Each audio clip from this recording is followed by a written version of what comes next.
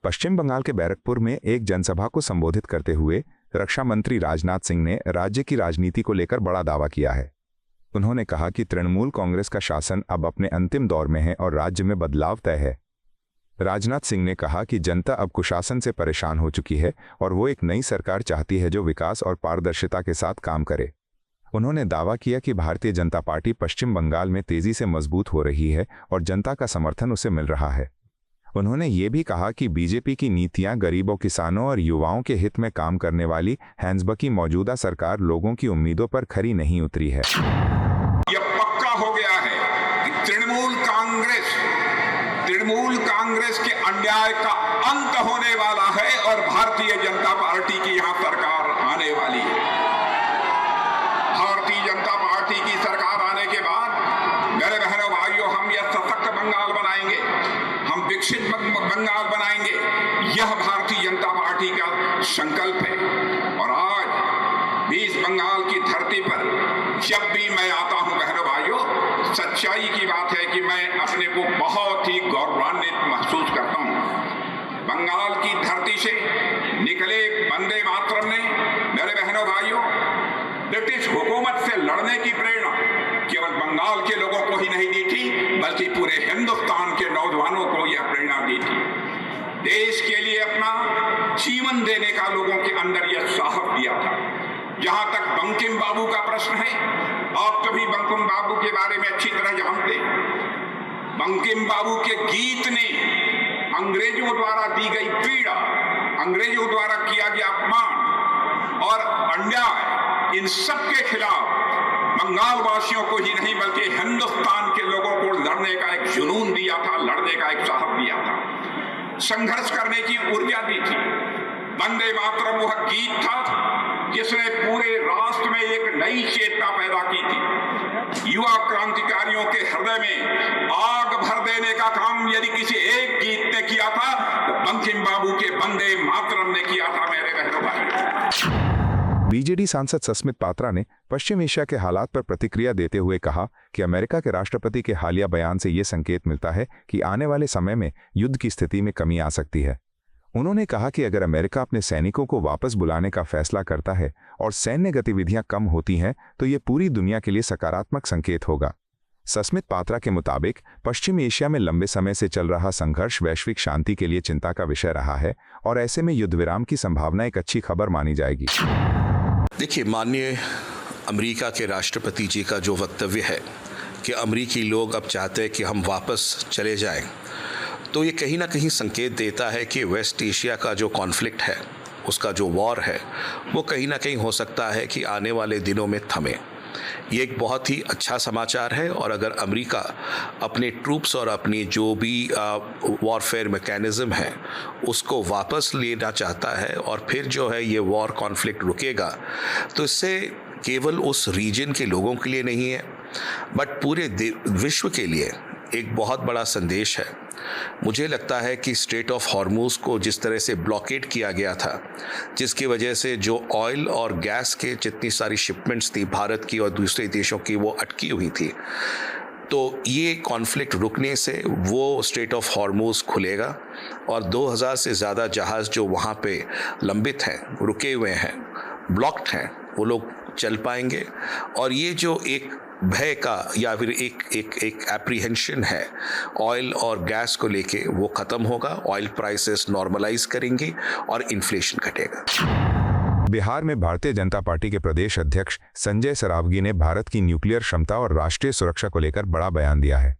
उन्होंने कहा कि देश के लिए सबसे निर्णायक मोड़ तब आया जब पूर्व प्रधानमंत्री अटल बिहारी वाजपेयी के नेतृत्व में पोखरण में सफल न्यूक्लियर टेस्ट किया गया।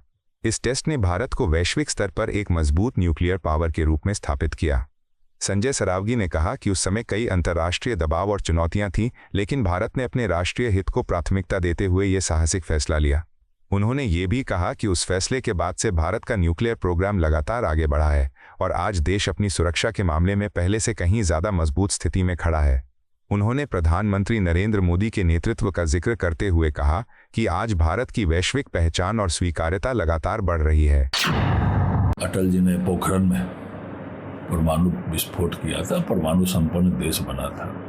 और हमारा परमाणु कार्यक्रम लगातार उत्तरोत्तर गति से बढ़ रहा है। हम लोग वंदन करते हैं माननीय प्रधानमंत्री जी का। और लगातार हमारे विश्व में चौथी सैन्य शक्ति आज भारत है। भारत की स्वीकारता पूरे विश्व में बढ़ी है। माननीय प्रधानमंत्री जी की स्वीकारता, उनकी विदेश नीति पूरे विश्व में बढ़ी है। आज आपस में युद्ध कर रहे हैं, लेकिन भारत के नाम पर सभी लोग रास्ता देते हैं। आज प्रधानमंत्री जी के नेतृत्व में देश उत्तरोत्तर गति की ओर बढ़ रहा है। हम वंदन करते हैं, अभिनंदन करते हैं विश्व के सबसे लोकप्रिय नेता और देश के प्रधानमंत्री जी का। महिला आरक्षण बिल को लेकर सामाजिक कार्यकर्ता और राजनीतिक विश्लेषक श्वेता सिंह ने महत्वपूर्ण प्रतिक्रिया दी है। उन्होंने कहा कि महिलाओं के लिए 33% आरक्षण का मुद्दा किसी एक राजनीतिक दल तक सीमित नहीं होना चाहिए, बल्कि ये पूरे समाज और देश के भविष्य से जुड़ा विषय है। श्वेता सिंह ने कहा कि लंबे समय से इस मुद्दे पर चर्चा होती रही है, लेकिन अब समय आ गया है कि इसे जमीन पर उतारा जाए। उन्होंने जोर देते हुए कहा कि चाहे सत्ता पक्ष हो या विपक्ष, सभी राजनीतिक दलों को अपने मतभेद भुलाकर इस बिल का समर्थन करना चाहिए। उन्होंने कहा कि महिलाओं की भागीदारी बढ़ने से न केवल राजनीति में संतुलन आएगा, बल्कि नीति निर्माण में भी नई सोच और दृष्टिकोण देखने को मिलेगा। उनके मुताबिक जब तक महिलाओं को पर्याप्त प्रतिनिधित्व नहीं मिलेगा, तब तक वास्तविक समानता संभव नहीं है। चाहे कोई भी दल हो, भारतीय जनता पार्टी हो या विपक्ष हो, मैं तो यही कहना चाहूँगी कि महिलाओं को 33% रिजर्वेशन की बात जो कर रहे हैं, जितना जल्दी लागू कर दे और उसे अमल कर रहे तो बेहतर है। क्योंकि महिलाएं आज अपनी योगदान या कहे श्रम या कहे कार्य, दिन भर का मेहनत पार्टी को, संगठन को सींचने में हर जगह दे रही है। लेकिन क्या होता है, जब निर्णय की भूमिका में होती है तो महिलाएं बहुत कम होती हैं। जरूर हम एक पार्टी से जुड़े हैं, लेकिन फिर भी मैं कहूँगी कि वहाँ पे थोड़ी सी कम होती है। बाकी सम्मान में कोई कमी नहीं है, इस बात को भी मैं स्वीकारती हूँ। हर जगह सम्मान है, हर जगह पार्टी सम्मान देती है। लेकिन बात जब निर्णय की होती है, बात जब टिकट देने की होती है, तो वहाँ कम पड़ जाती है। तो यह फासला तभी संभव है जब रिजर्वेशन देंगे। अन्यथा योग्यता तो है, लेकिन हम वहाँ पहुँच नहीं पाते हैं, क्योंकि ये प्रारंभ से पुरुष प्रधान समाज रहा है। यहाँ भी राजनीति में भी पुरुष प्रधानता दिखती है, तो इसलिए रिजर्वेशन जरूरी है। योग्यता के लिए नहीं, योग्यता में कहीं कमी नहीं है महिलाओं में, लेकिन जगह पे लाने के लिए जरूरी है। इसलिए मैं, अगर पार्टी ने यह निर्णय किया या कहा है माननीय प्रधानमंत्री मोदी जी से, तो मैं उनसे अपील भी करूंगी, आप इस नियम को, इस कानून को पारित करके जल्द से जल्द लाइए, ताकि महिलाओं की भी भूमिका घर चलाने में जिस तरह अहम होती है, पार्टी और देश चलाने में भी अहम हो। इसी के साथ मैं आप सभी को भी धन्यवाद दूंगी जो भी इस निर्णय का समर्थन कर रहे हैं। महिला आरक्षण बिल को लेकर भारतीय जनता पार्टी की स्टेट स्पोक्सपर्सन प्रीति शेखर ने इसे महिलाओं के सशक्तिकरण की दिशा में एक ऐतिहासिक और निर्णायक कदम बताया है। उन्होंने कहा कि प्रधानमंत्री नरेंद्र मोदी के नेतृत्व में केंद्र की एनडीए सरकार ने इस लंबे समय से लंबित मांग को पूरा करने का साहसिक निर्णय लिया है। प्रीति शेखर ने कहा कि पहले कई सरकारों और राजनीतिक दलों ने महिला आरक्षण की बात तो की, लेकिन उसे लागू करने की इच्छा शक्ति नहीं दिखाई। उन्होंने दावा किया कि मौजूदा सरकार ने न केवल इस मुद्दे को गंभीरता से लिया, बल्कि इसे वास्तविकता में बदलने की दिशा में ठोस कदम भी उठाए हैं। उन्होंने ये भी कहा कि आने वाले समय में, विशेषकर 2029 के लोकसभा और विधानसभा चुनावों में, महिलाओं के लिए 33% सीटें आरक्षित होने की संभावना है, जिससे राजनीति में महिलाओं की भागीदारी ऐतिहासिक रूप से बढ़ेगी। ये आदरणीय प्रधानमंत्री मोदी जी के नेतृत्व में केंद्र की एनडीए सरकार का बहुत सुनहरा फैसला है, जो कि महिलाओं के हित में है। और सभी पार्टियों ने पूर्व में तो सिर्फ कहने का काम किया, लेकिन महिलाओं के लिए सोचने का काम अगर किसी ने किया है तो वो नरेंद्र मोदी जी ने किया है। और जल्द ही, बल्कि 2029 के चुनाव में जो संभावना बन रही है कि इसी बार के चुनाव में, लोकसभा और विधानसभा चुनाव में महिलाओं के लिए 33% सीटें आरक्षित होंगी। इससे महिलाओं का राजनीतिक प्रतिनिधित्व बढ़ेगा, उनके अंदर डिसीजन मेकिंग कैपेसिटी इन्हांस होगी उनकी, और पूरे देश के निर्माण में महिलाओं का जो सकारात्मक योगदान अभी तक रह पाया है वो आगे भी कंटिन्यू करेगा। और इसके लिए हम आदरणीय प्रधानमंत्री मोदी जी को और एनडीए के अपने सभी सहयोगी दल के नेताओं को हम बहुत बहुत धन्यवाद देते हैं। बिहार की राजनीति में बयानबाजी तेज हो गई है।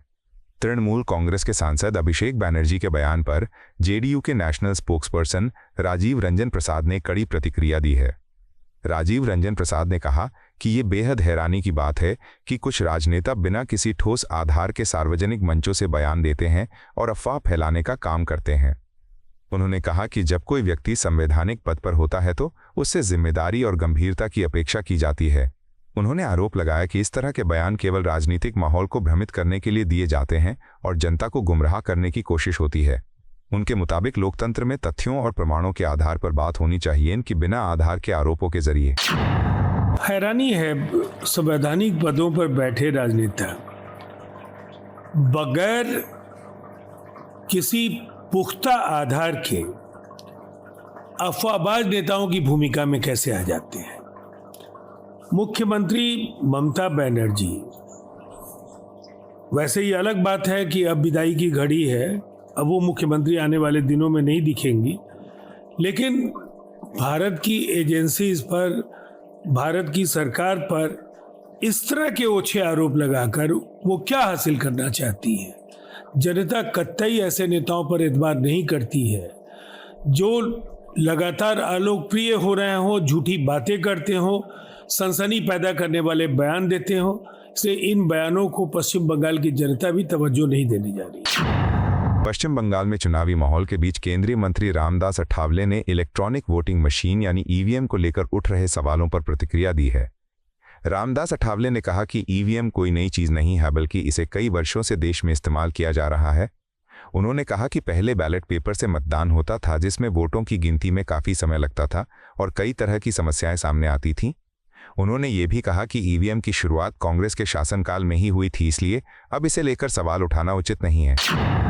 मुझे लगता है कि ईवीएम मशीन जो है, ईवीएम मशीन नरेंद्र मोदी ने नहीं लाई है। बहुत सालों से ईवीएम मशीन चलती है और बैलेट पेपर पर बहुत काउंटिंग के लिए टाइम लगता था, इसीलिए मतलब अपने देश में कांग्रेस पार्टी के जमाने में मतलब ईवीएम मशीन आई है। मुझे लगता है कि भाई ईवीएम मशीन में कोई गड़बड़ी नहीं होनी चाहिए, पारदर्शिता से इलेक्शन होना चाहिए और जिनको लोग चुनकर देना चाहते हैं उनको सत्ता में आने का जरूर अधिकार है।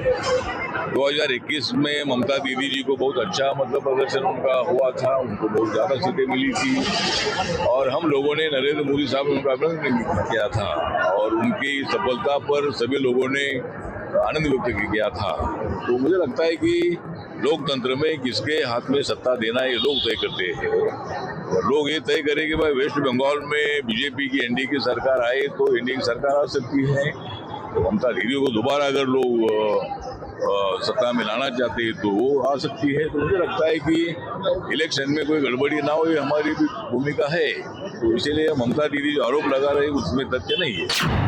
महिला आरक्षण बिल को लेकर देश भर में राजनीतिक बयानबाजी तेज हो गई है।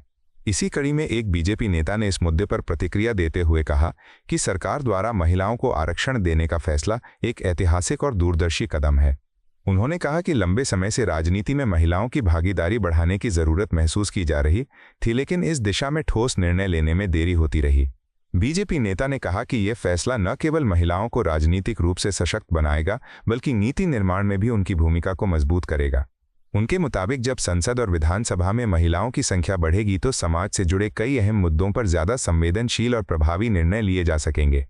उन्होंने ये भी कहा कि सरकार का उद्देश्य महिलाओं को केवल प्रतिनिधित्व देना नहीं, बल्कि उन्हें नेतृत्व की मुख्यधारा में लाना है। इस फैसले से आने वाले समय में देश की राजनीति में बड़ा बदलाव देखने को मिल सकता है। यदि डिसीजन सरकार ये ले रही है कि महिलाओं को आरक्षण मिलना चाहिए तो बहुत ही सही निर्णय है उनका और सर्वमान्य है ये। इससे महिलाओं में उत्साहवर्धन होगा और मातृशक्ति, जो समझदार मातृशक्तियाँ हैं वो आगे आएंगी और देश का प्रतिनिधित्व करेंगी।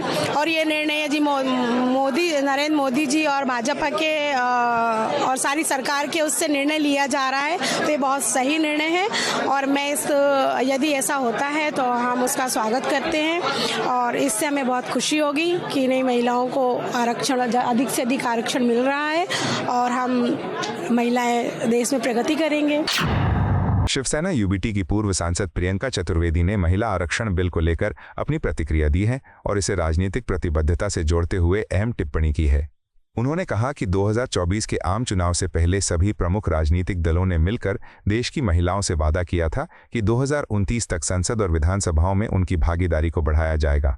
प्रियंका चतुर्वेदी ने कहा कि भारत में महिलाएं आबादी का लगभग 50% हिस्सा हैं, लेकिन इसके बावजूद संसद में उनका प्रतिनिधित्व अभी भी 10 से 14% के बीच ही सीमित है। उनके मुताबिक यह असंतुलन लंबे समय से बना हुआ है और इसे दूर करने के लिए महिला आरक्षण जरूरी कदम है। उन्होंने कहा कि महिलाओं को केवल वोटर के रूप में नहीं बल्कि निर्णय लेने वाले मंचों पर भी समान अवसर मिलना चाहिए। देखिए 2024 से पहले हमने देश की महिलाओं को सबने, हर पार्टी ने मिलकर वादा किया था कि 2029 में उनके लिए आरक्षण कर असेंबलीज में और पार्लियामेंट में उनको ही भागीदारी बढ़ाएंगे। देश की हकीकत यह है कि 50% आबादी हम हैं, पर हमारा जो रिप्रेजेंटेशन पार्लियामेंट में है सिर्फ 10 से 14% के बीच में है। तो उस वजह से ये रिजर्वेशन लाया गया। उस समय पर भी हमने कहा था कि वो इमीडिएटली लागू होना चाहिए, 2024 की साइकिल से ही लागू होना चाहिए और जितनी लोकसभा सीट्स हैं उसी पे 33% हो जाना चाहिए, क्योंकि जैसे लोकल बॉडी इलेक्शंस के हमने जब रिजर्वेशन हुए थे तो वो इमीडिएटली नेक्स्ट साइकिल से लागू हो गए थे विदाउट इंक्रीजिंग द सीट्स। अब इन्होंने सेंसस से लिंक किया, इन्होंने डिलिमिटेशन से लिंक किया और फिर सर्वसहमति से वो बिल पास हुआ। अब उनको समझ में आ रहा है कि 2027 का जो सेंसस शुरू हुआ है होते होते 2029 में ये लागू नहीं कर पाएंगे विमेंस रिजर्वेशन बिल, पर वो वादा पूरा करना सरकार की जिम्मेदारी है और विपक्ष की भी जिम्मेदारी है। इसलिए ये स्पेशल सेशन बुलाया जा रहा है 16 से 18 के बीच में। तो मैं उम्मीद करती हूँ कि सारे ही पक्ष जिस तरीके से खड़े हुए थे महिलाओं के आरक्षण के लिए, उसी तरीके से ये 2011 के सेंसस से डिलिमिटेशन से जोड़कर उनकी भागीदारी बढ़ाएंगे। महिलाओं की भागीदारी, महिलाओं का सम्मान और महिलाओं की आवाज़ की गर्ज है कि वहाँ पे पार्लियामेंट्स में और असेंबलीज में उनकी भी पक्ष को सुना जाए। आपको यह वीडियो पसंद आया हो तो इसे लाइक करें, हमारे चैनल को सब्सक्राइब करें।